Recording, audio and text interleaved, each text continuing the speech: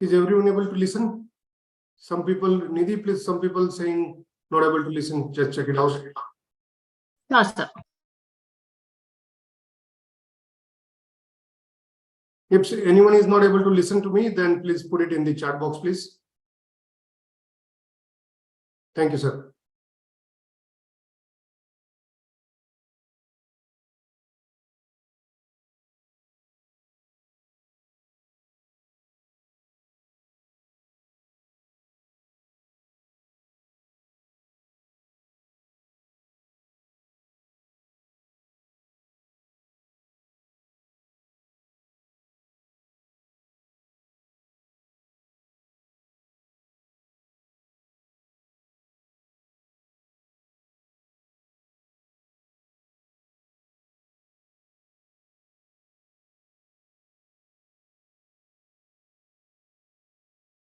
We are just waiting for Dr. Vikram Singh to join.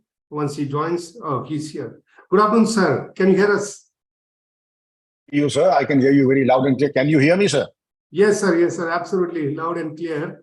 Wonderful. And so welcome on the show, sir. Thank you very much for your valuable time. And welcome everyone on the webinar.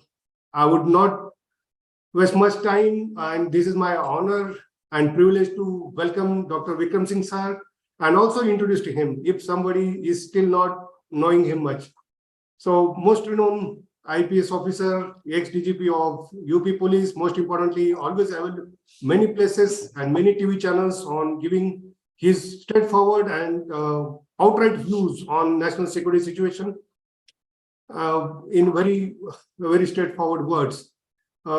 He has already been on Limca Book of Records for most decorated police officer, and he has written multiple books, and many of them already been acclaimed by the readers as well as the critics. One of these books on human rights has already been National Award-winning book and also recognized by National Human Rights Commission in India.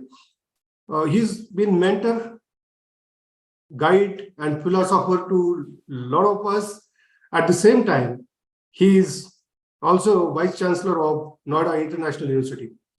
And we have been privileged to have Dr. Vikram Singh as our Board of Advisor at IIRIS. So welcome once again, sir. And Thank you.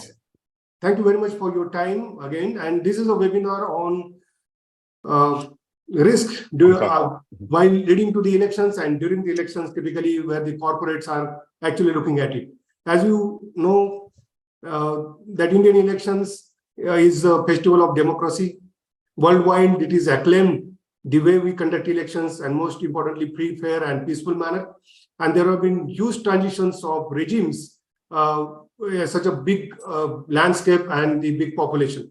And that is very well acclaimed across the world. At the same time, this is also a time which is complex, which is quite uncertain, and obviously it is also a bit of a volatile time where the corporates look forward to look at some of the indications on the emerging risk. So I just go straightway to the election schedule, which is upcoming for the state assembly elections now.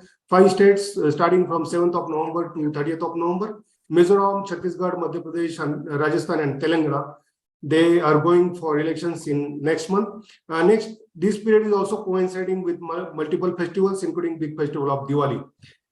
Very quickly, this is the final slide just to warm up the audience here that typical election risk, we see it from the law and order to right up to violence, etc., then that extreme, as well as very strained law enforcement machinery. On the other hand, as part of precautions, this is election commission and state law and order agencies, they take adequate precautions, and on top of it, paramilitary forces have also been deployed to make sure the elections are peaceful. Overall, there is obviously a decreasing trend of any disturbances and violences, but at the same time, as I said, it is a very uncertain and volatile period. We just thought that Dr. Vikram Singh could join and share his views. Sir, if you are ready, I will go straight forward to the questions. And at the same time, for the audience, you can also type your questions in question and answer box, and we'll pick it up at the end of the webinar. So, Vikram sir, the first question to you is your assessment of present situation in the country, typically from the law and order perspective. Major Ratnakar sir, thank you very much for your very kind and exuberant and magnanimous introduction. God bless you for that. Sorry to be late. There was a technical glitch, which thanks to your staff, I was able to overcome that. Now, elections have always been one of the most challenging law and order situations in the country ever. But the good thing is that India's Election Commission have mastered in a manner that we have conducted elections in South Africa and many countries of the world because we have the technical and the professional prowess and the experience to do it. The elections are held and identified. There is identification of the sensitive, the most sensitive, and the generally sensitive areas. And these sensitive areas are manned. Let me tell you that every election sees the distribution of polling in polling booths. Several polling booths make a polling center, and the polling centers are governed. There are police parties and magistrates at all these centers on the basis of the identification of the trouble spots. There is deployment of force, and all those hotspots that are sensitive, extra sensitive, and most volatile, they are governed, and extra deployment is there, reserves are deployed there. Also, adequate provisions of videography is ensured. You very rightly mentioned that there is less violence now. There is less booth capturing now. But there's something that is known as silent booth capturing that has now become prevalent. Gross booth capturing happened when there were no CCTVs, when wireless communication was at a different level, when Naxal attacks happened in the states like Chhattisgarh, Odisha, West Bengal, and also Andhra Pradesh. But those are things of the past. But yes, left-wing extremism is also a problem that has to be encountered and addressed. This election is going to be one of the most challenging, and I say this for several reasons. Reason number one, hotly contested, because as they say, that those who win will have a fresh lease of 5 years. And those who miss out, perhaps many of the regional parties might go into oblivion. We cannot take the name of parties. We cannot take the name of the leaders of political parties. It is inappropriate. But those who lose out, they have a feeling that it is a do or die situation. And that is why a situation that has arisen is something that a do or die situation for many political people and the many political parties. As if this was not bad enough, things have become aggravated because of the existing caste conflicts in the country, the Jat reservation, the Gujar reservation, the communal flashpoints, and also not to mention what happened in Israel and Gaza is also a cause of concern. To the contrary, there is a feeling that Israel can be equated with the ruling party and Gaza can be equated with the leading opposition party. The statements and the counter statements, the allegations and the counter allegations of violence is creating a communal tension. I would say that the communal flashpoint after 7th of October has become quite low, with agitations in Aligarh, in the AMU, in DU, in Osmania, Hyderabad, in Kerala, have not added in promoting peace.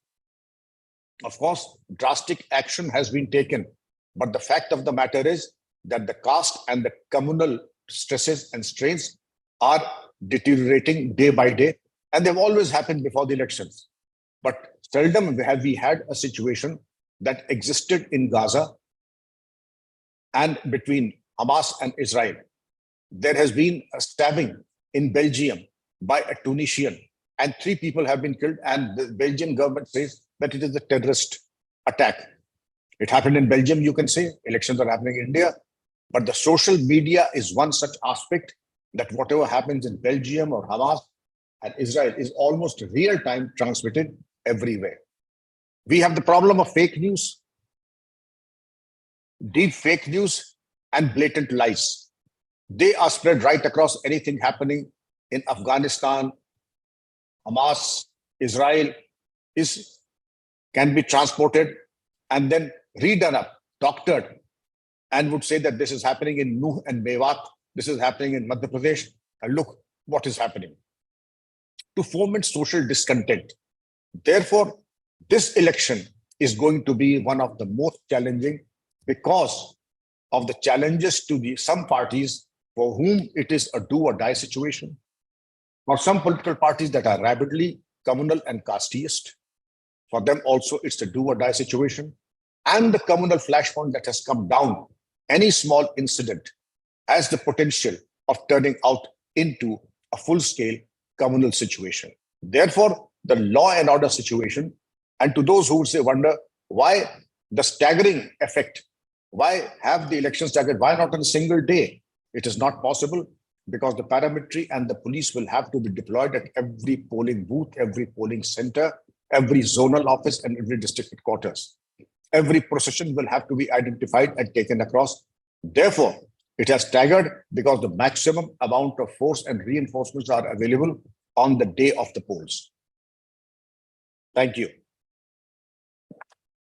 Absolutely. Thank you very much, sir. And I take a cue from what you said on the fake news, emotive issues, and how the opinions are set, etc. And that is where you mentioned about the social media as well. Now, social media is a medium to get the communication reaching out to the masses very fast, and at the same time, it doesn't differentiate between right, wrong, or good and bad communication. And this is emerging as a major risk in terms of that propaganda and fake news, etc., etc. So while we have seen through the social media itself, law enforcement also making a lot of efforts to reach out to people very quickly and using that medium. How do you think that the law enforcement and corporate coming together and tackling this issue of fake news and other issues being wrongly dispersed to the social media, how this social media challenge can be tackled in a right way? Great question, Major Ratnakarji. This is one question that the law enforcement machinery and the government will give the topmost priority. The social media has the capacity, I don't say the Pradesh has the capacity to sway the fortunes of the elections through fake news, deep fake news, and utter lies. And therefore, the rumor spreading, whether it may end in favoring a political party or not, a candidate or not, it certainly can inflame passions and create a communal situation. All of us would recall that for how many days the internet was shut down in many of the states, not for a day, not for a week, but weeks together. That was situation only to contain and control the spread of rumor mongering. It is now customary that every police agency hires professionals and trains the police officers to sit in the control room, do the fact checking, confirm and contradict what is being spread on the social media. And the diehards who are spreading fake news, they are booked. But the problem arises when these fake news are spread from the neighboring countries or outside India. Then the redressal and then the remedy is circuitous, long, and perhaps very often it is not available at all. You can address the issues that happen in India, but whatever happens outside will have to be addressed in a more scientific and in terms of cyber security tools that can block those channels and a complaint can be made.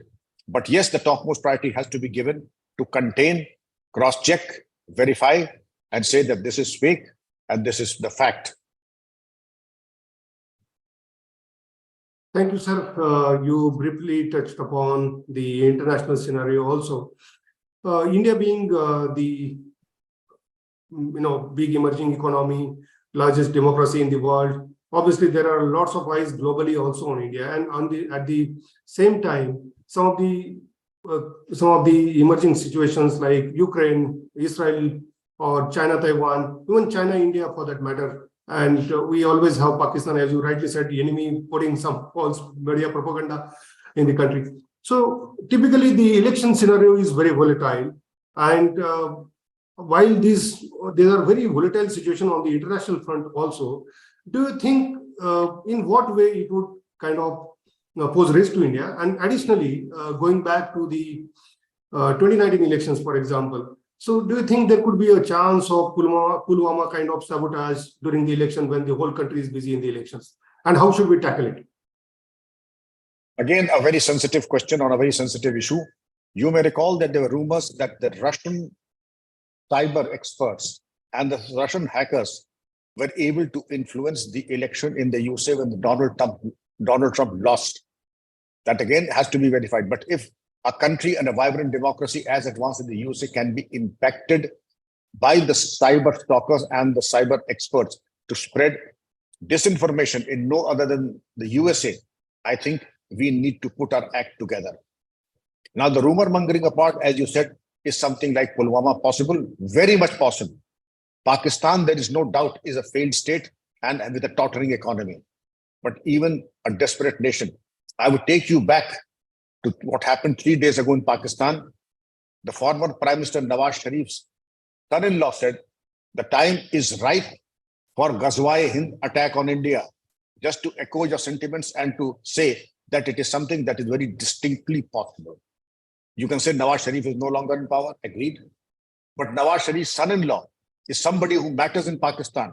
And to say something as vitriolic in today's time, 3 days ago, that Ghazwa-e-Hind, the attack of jihadists on India, then I don't think, because Pakistan survives only in Hate India campaign. If Nawaz Sharif's son-in-law has said that, others will go even a step ahead. As somebody said that whatever attack has happened, there was a Maulana who said that whatever has happened in Israel, I would ask the Taliban to do the same in Kashmir. You can understand in which direction the wind is blowing. It's a different matter. Major Ratnakar said that our army, our defense forces, our paramilitary are fully capable of handling and repulsing such nefarious designs. But we have to be extremely alert, and I'm sure we will cater, we can fully cater to a situation like this. Absolutely. Thank you, sir. So one more thing that you mentioned about no violence. There are also some of the upcoming things like, there is Article 370 being heard in the Supreme Court. There are some of the Kaveri issue. We had a couple of bunts in Karnataka already. The Ram Mandir inauguration is slated in maybe January, February timeframe. Yeah. So how these issues are spanning out in terms of risk for the corporate, typically for corporate or ease of doing business perspective? Major Ratnakar said it is not just one incident of the elections alone. You very rightly mentioned, anything can take a communal turn. A decision on Article 370, the Shilanyas has happened, and now the formal Pran Pratishthan of the Bhagwan Ram Mandir in Ayodhya, or anything that can happen that can have communal overtones. If a simple thing like a cricket match between India and Pakistan is sufficient to create communal tension and violence, even the smallest issue has a potential to take the form of a full-fledged riotous situation. Therefore, Major Ratnakar sir, I would say discretion is the better part of valor. Has to be absolutely eternal vigilance is the price of liberty that the nation has to pay. And therefore, not only Article 370 judgment, not only the Pran Pratishthan of Bhagwan Ram Temple, not only the elections, when you have Chief Minister of Bihar, not this one, visiting Pakistan twice. When the senior leader goes to Pakistan, says that we have to remove the Prime Minister of the country. Whether you have to remove him democratically, not going to a hostile country and hobnobbing with the politicians there, making a bigger mess of your image and political stature. But that is of a different story. But look how things are moving in devious directions. Therefore, any situation, anything that has a bearing or relevance that can take, and there are any number of people who can spread news to give it a communal turn. Any incident, a cricket match, it can take a communal turn. Any statement given by any politician can take a criminal turn. Hamas and Israel are almost 4,003 kilometers away. But look, this is the favorite form of chopal discussion and samosa and chai discussions all across the country. I mean, I really don't know anything happened anywhere.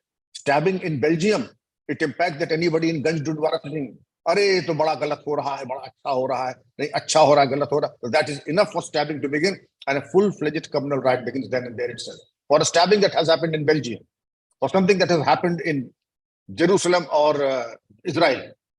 So this is the kind of a sticky wicket that we are in just now. The corporates will have to be doubly sure and do not encourage talking politics as is mandated by the Honorable Election Commission, that when you are falling in line, please don't say which party is good, which party is bad, which leader is good, which leader is bad.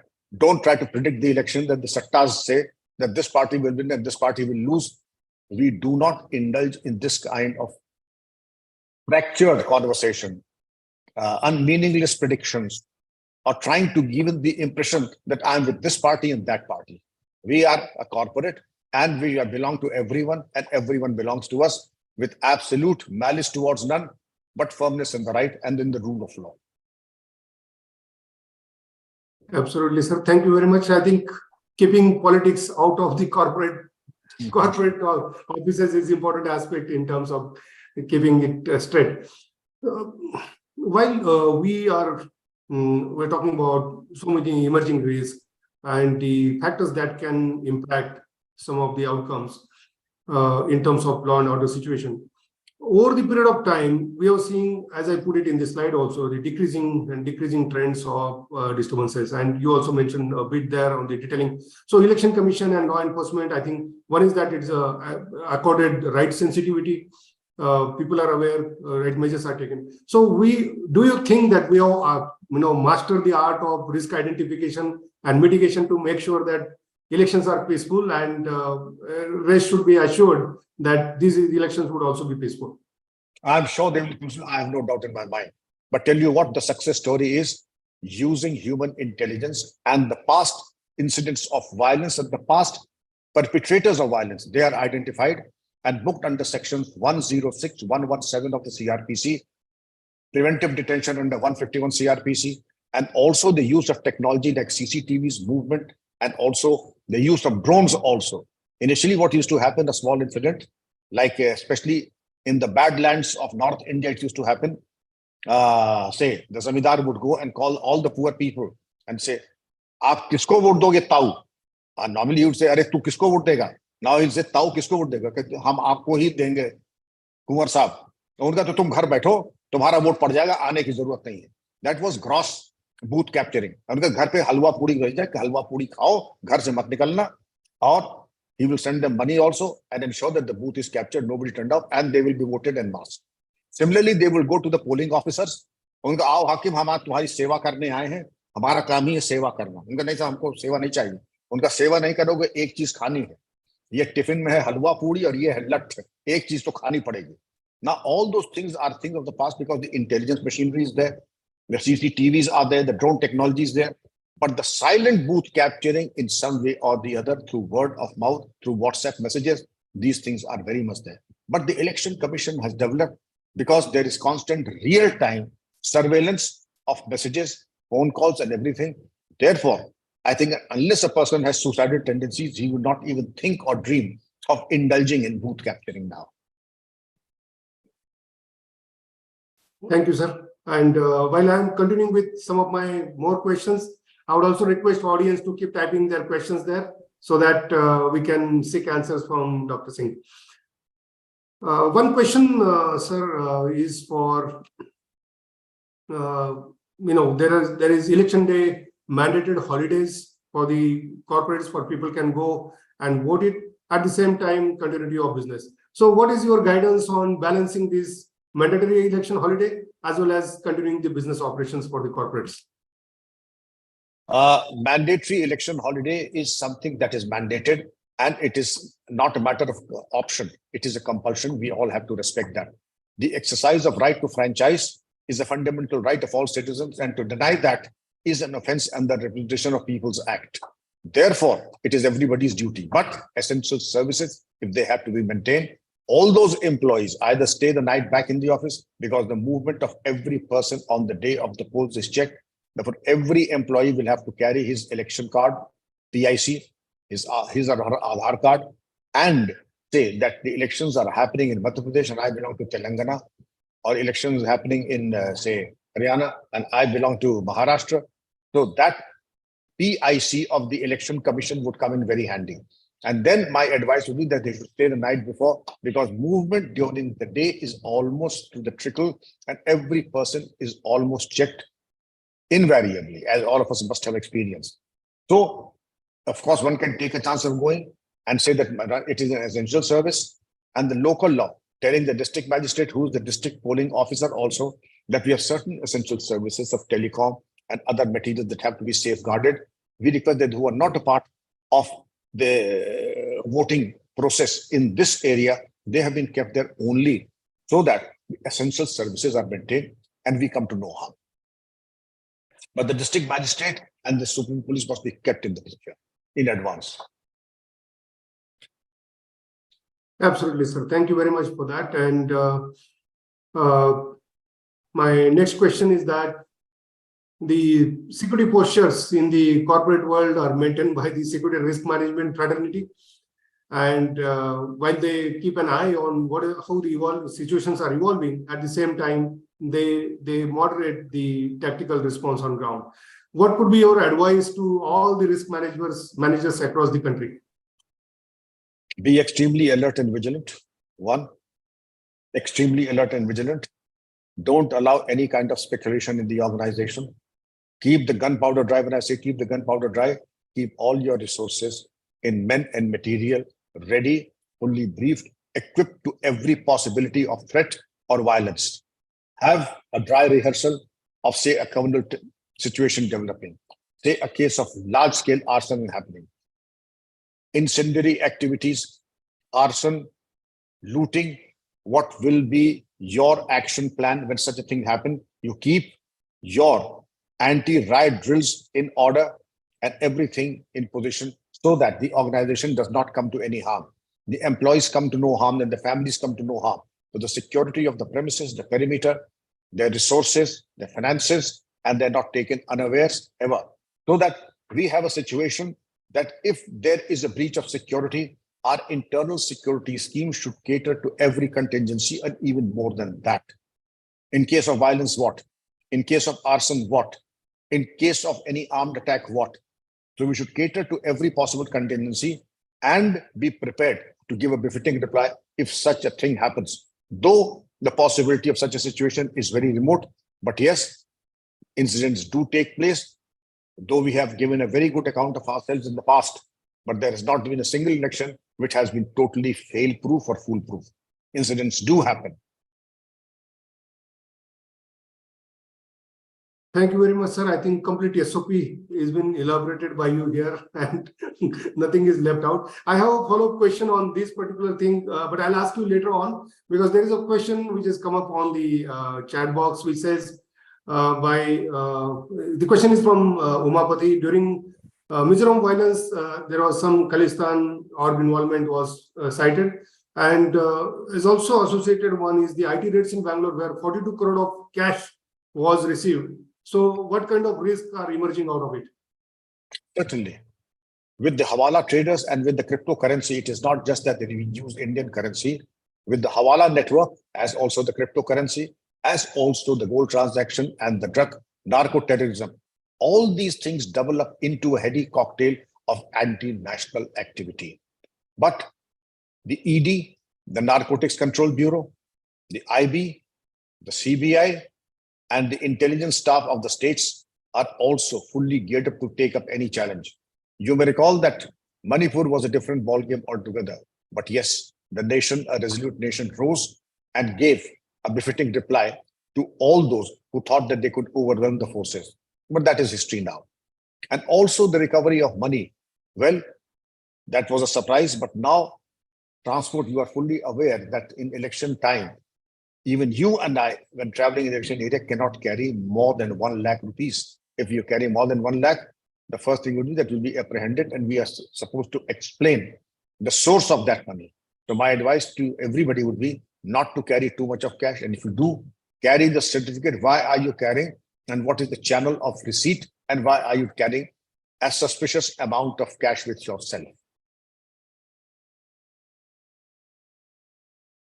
Thank you, sir. One question associated with the corporate risk is that do you think there is a differentiation between the risks to the businesses which are in typically top 25, 30 cities, where the law enforcement, law and order is much better than the hinterlands, where reach of law enforcement, etc., is definitely delayed. And obviously, there are other strong forces which try and defy the law enforcement machinery. Major Ratnakar said the experience has shown that the law and order and crime control are much difficult in the hinterland and in the far-flung areas. In the metros and the well-established townships, it is much less because the systems and procedures are in place, the reinforcements are more, accessibility and the communication are grade one. But look, where Chhattisgarh is in comparison to, say, where you are just now, where I am just now, comparison should be between comparables, the communication, the reinforcement, the deployment of force. I mean, I would not even like to compare. And that is the reason why Naxal and left-wing attacks happen only in the far-flung remote areas and not in the well-developed areas and in the metros. Absolutely, sir. One more follow-up question on this is that as elections require cash, do you think there is enhanced risk to the not only to the banking operations, but the also currency transfer logistics across India, and especially, again, I go back to the hinterlands? That is the time to be alert now, because before the elections, if the cash does not reach them, it is of no use. The cash should have reached them 15 days earlier. So today is the time that's like writing the examination, which is and asking a question, should I prepare for the examination? I think the examinations have already started, and if cash has not reached them, no point in garnering the cash now. But yes, safeguarding your financial interest as also the cash reserves, the cash transport is something that you need to be very careful. I would also add to the point that during the elections, the crime rate also comes down, because the movement of paramilitary and the police is such that even robbers, dacoits, and the criminals say it is better to go underground for this time and wait for the time when all the paramilitary and the police forces go away. There's a steep decline in crime rate during the course of elections, nominations, polling, counting, victory processions, and only when the forces are pulled out of the affected area that crime resurfaces. Till then, even the crime is dormant. Thank you, sir. You rightly said, if cash was required, it was required early. So that's the election ecosystem that all Indians know. And who better than you, sir? Thank you very much for that. So question coming up is,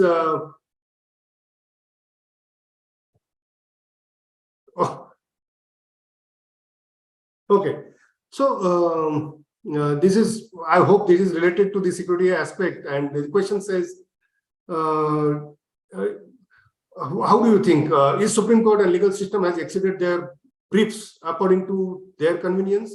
And isn't it one of the main reasons for enforcement agencies and legislative to function independently? I mean, is it restricting that one? So is court basically are exceeding their briefs, and is that hindering the law enforcement and lawmakers' job? No, not in the least. The Supreme Court and the High Courts have a vast power under provisions of Article 142 of the Constitution.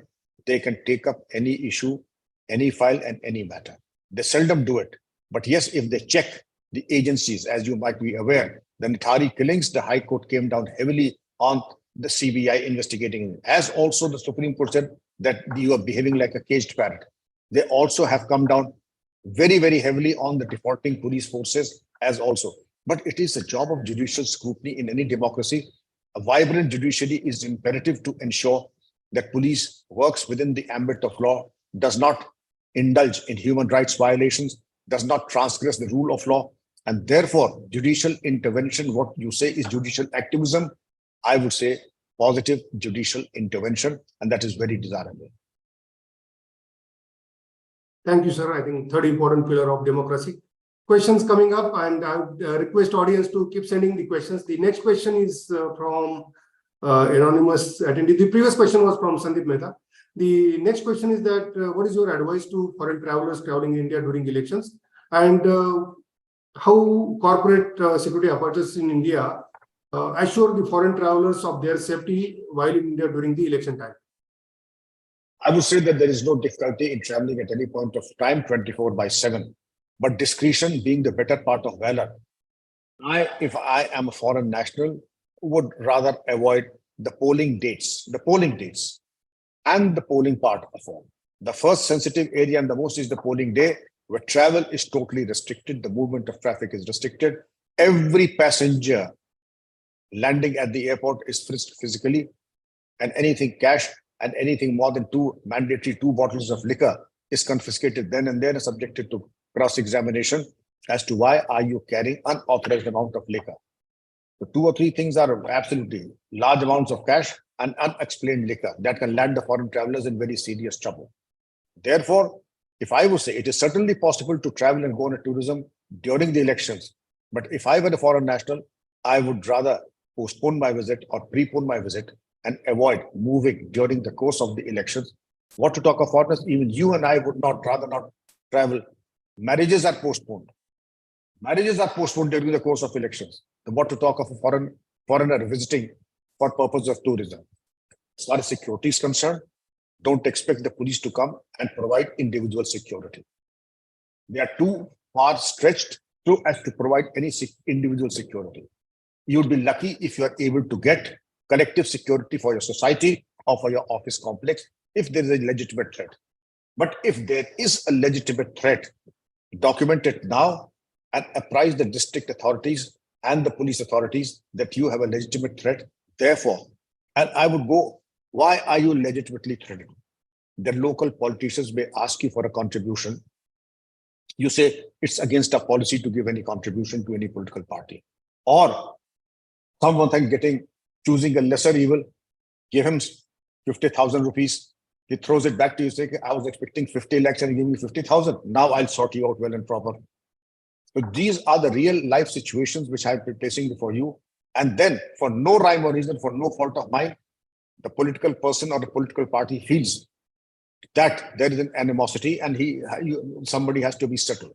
Under these circumstances, that is the time, tell the authorities, taking them into confidence, that you feel threatened by person of this party for forcible extraction and extraction of money. Absolutely. Thank you, sir. I think advisory on cash and liquor and sensitive things also important. I think weapon is one which we might include in that, and corporates would do well to keep these advisories reaching the right audience well in advance.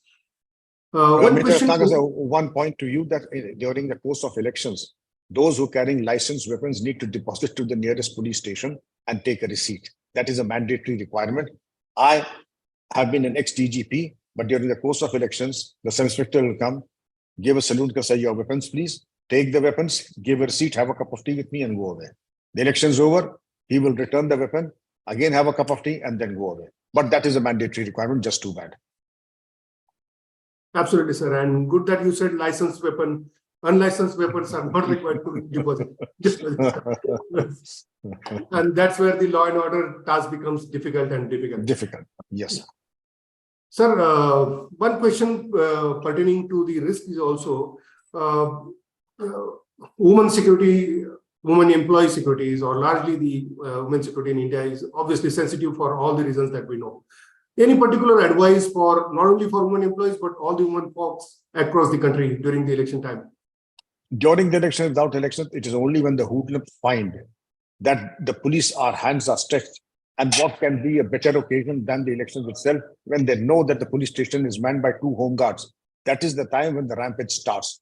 All the serious cases of women outrage happened when the police stations were bereft of their force and they were overwhelmed by these marauders, by these attackers. And you have to be very sure that the women do not move without any escort.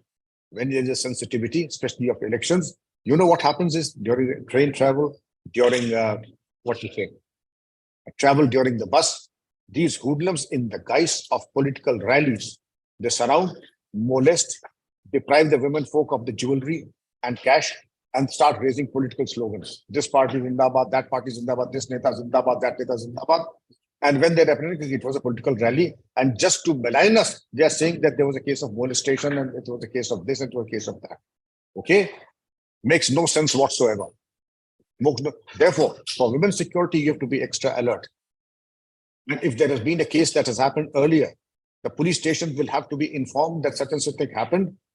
And therefore, we would require extra protection for the movement, because the movement from place A to B, such an incident happened, a report was lost or not lost, but we require security to and fro. The women need to be alert. The CCTV systems have to be in position, and also the communication, the helpline numbers, the district control room, the Thana and the Chowki should be on the fast dialing mode in 2 or 3 men who are escorting the lady employees up and down. Absolutely, sir. I mean, precaution is the best cure, and I think the advisories and proactive measures would help. Questions are coming up. I would request the audience to keep the questions related to the security scenario or security risk and mitigation measures. But I'm picking those up. So Mr. Sumit Menon has asked the question. Sir, how do you foresee the post-election vendetta violence, which was witnessed in the past? So is that expected now, given the complexities of present election and corporate risk attached to it? Mr. Sumit Menon, a very relevant question. And what happened in West Bengal, I would not even imagine that such a thing is possible. But the government of India did intervene, and I think that was a deterrent. Today, it is getting to be increasingly difficult for vendetta politics to happen. But there are horrible incidents that have happened. And I do hope the government of the state, the judiciary do intervene at times. West Bengal was a nightmare post-elections. The governor was heckled when he went to visit the scene of the crime. And I think there are important lessons that were drawn after the elections in West Bengal. And I'm sure we will have our reinforcements, we'll have our action plan, we'll have our roadmap ready so that such horrible nightmares do not recur. Absolutely, sir. Some of the other questions which are coming up. Thank you, audience, for sending the questions. I would again request, stick to the security scenario and the risk, that part of it. Major Ratnakar, sir, they are vibrant questions. I would rather than put all of them. I'll be very brief.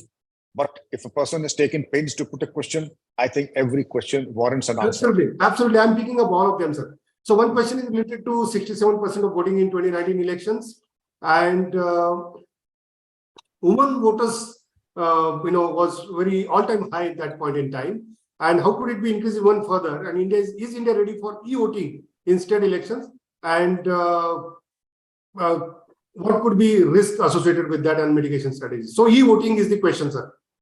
E-voting is also a matter that will take, the more the connectivity happens and hardware software compatibility happens, I'm sure e-voting is also something that is a distinct possibility, because a bad government is brought in by the good people who do not go to vote. Therefore, the rise of voting percentage to 67% is a very happy happening, because it indicates the education, the concern of the people to bring about right kind of public representatives, and therefore it is a happy sign. And it's only going to increase with time. People, you may recall that we never used to vote, but now there's hardly been the last 10 years that we did not vote. We voted for all the elections. Likewise, the ladies, they never used to go for vote. Now everybody goes to vote. Man, woman, and child, and everybody. It is some kind of festival, and we take it as a solemn duty to exercise the right of franchise. Absolutely.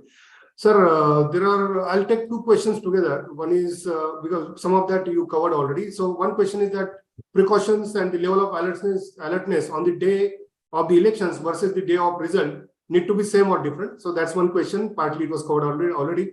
The other question is that during the elections, law enforcement officers are busy with the elections duty, and that particular time, how to save the corporate officers from the communal violence primarily. Good question, but at the same time, you would understand that the two separate things. On the day of the vote, when you cast your vote, every nook and corner of the geography is on a different gear shift. On the day of the counting, its only concern is the victory procession. And if a person has won against all odds, the tensions are going to be even higher. Then there's any number of stories in the country where candidate has won and the other candidate has lost. There is the clash because of the controversy arising of the fact. And if the margin is low, any election where the margin is below 500, rest assured there's bound to be conflict and also clashes. These are things to be avoided. Wherever the counting happens, wherever is the route for a victory procession, please take pains to avoid those places and routes, because that will be crossing the path in a very undesirable and a sensitive situation. Now, coming to the fact that under these circumstances, how do you safeguard your premises? Please imagine a worst case scenario that there are people with Molotov cocktails, petrol bombs out to attack. Have the number of the fire service reserves, have the number of the chowki, the thana, the district control room ready, and everybody. Your internal security should be galvanized that under such situation, what do you do? And also, if there's a slightest sign of violence, don't hesitate to call the control room, the fire service, and also the local police. And videography and camera photography is also a big deterrent. Ensure that when women are traveling, you have photographers. A mobile phone is a very good apparatus of law and order and crime control. Use your mobile phones as an instrument of videography and photography, both of the office and while women folk are traveling. Thank you, sir. Very useful tips. And I think the question is answered. The next question, which has already come up again from Anonymous. Since the money is important part during the elections, there is a news on electoral bonds. And could you shed some light on the impact of anonymous donations from the corporates and various bodies to the political parties? So probably this can be related to the money laundering or illicit money and their influence on the Indian polity.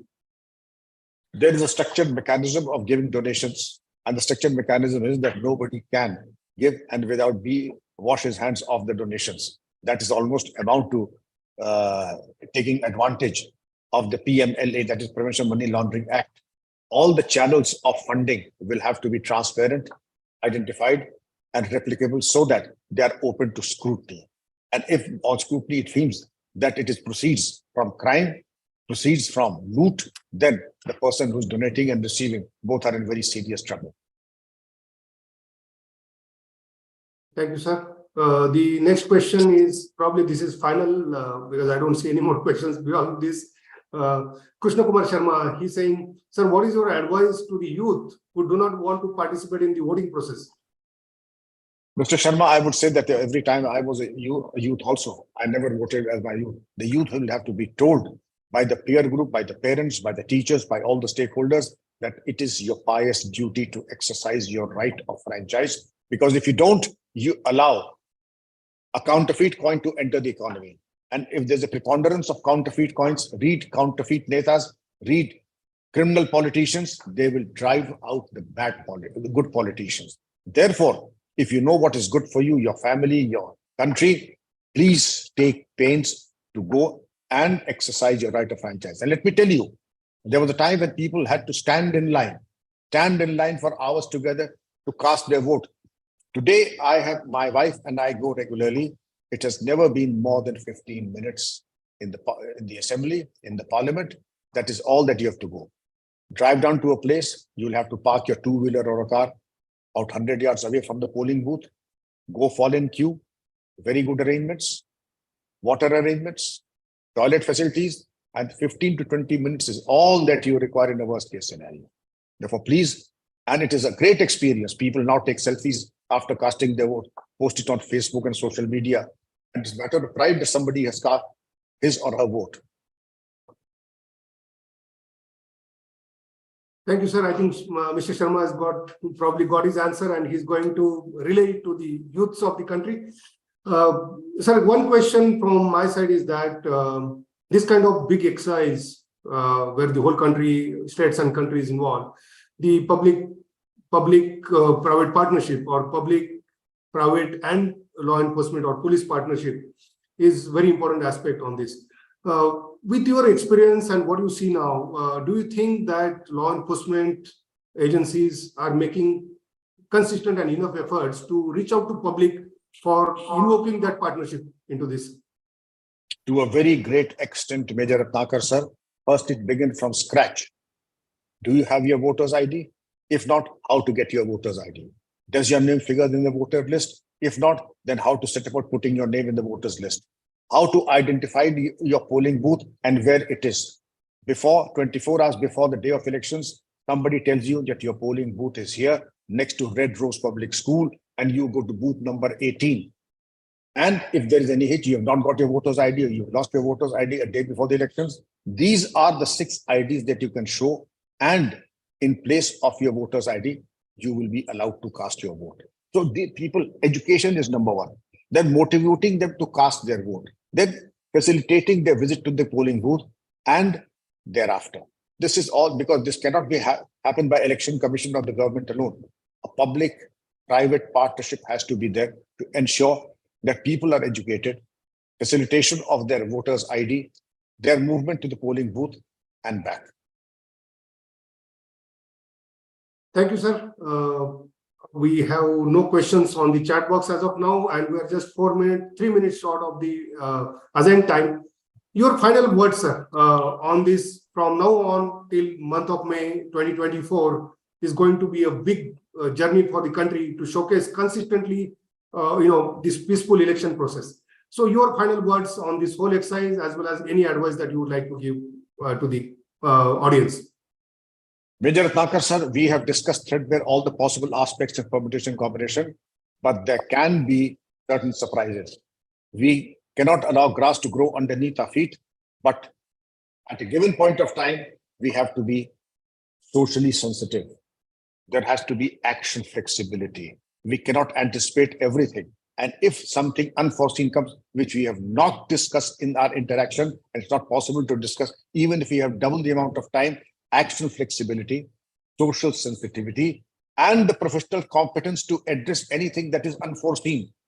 To keep your antenna high, be fully aware of what is happening, not only in your neighborhood, in the country, but in the neighborhood of India as well. Because if a stabbing in Belgium is sufficient to impact and create a communal tension in Ganj Dundwara, you have to be very alert and vigilant and keep a track and prepare a worst case scenario and be prepared for the hope for the best, but be prepared for the best.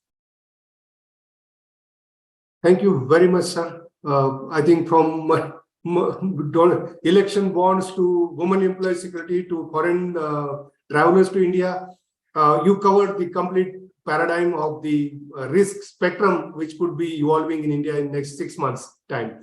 We look forward to more and more such guidance in coming times, sir. Hopefully, India would have the peaceful elections, and hopefully today the audience would have got enough amount of wisdom to take it to their area of responsibilities and implement there on the ground. Thank you very much. Once again, it has been my sheer pleasure, privilege and honor to host you, sir. These kind of opportunities are very rare, and I'm very happy and thankful that I got this opportunity. Have a great evening and great day, sir. I look forward to meeting you again in future. Thank you, Major Ratnakar, sir. Ladies and gentlemen, it was a privilege and honor as always, sir. Thank you very much. Thank you, audience. All the best, and thanks for the questions also. Have a safe elections time and have a great evening today. Look forward to meet you again. Take care. Enjoy. Jai Hind. Jai Hind.